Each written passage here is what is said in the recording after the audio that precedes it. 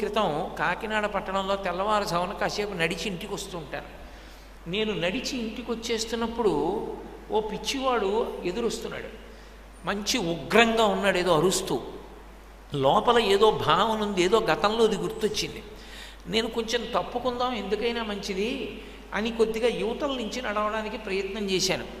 వాడు అంత దూరంలో నేను ఉండగా చూసి గబగబా వెళ్ళి సన్నటి ఆకులున్న చెట్టు దగ్గరికి వెళ్ళి దూసేసి చేతుల నిండా ఆకులు పట్టుకుని నేను ఇలా నడిచేస్తుంటే నా దగ్గరికి వచ్చి 2 చేతుల్లో ఉన్న ఆకులు ఎత్తి నా మీద ఇలా పోసి ఓ నమస్కారం పెట్టి వెళ్ళిపోయాడు.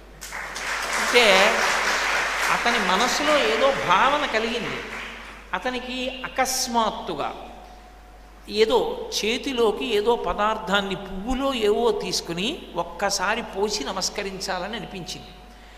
అతనికి అప్పుడు పువ్వులు కనపడలేదు. అతను ఒక చెట్టుకి ఉన్న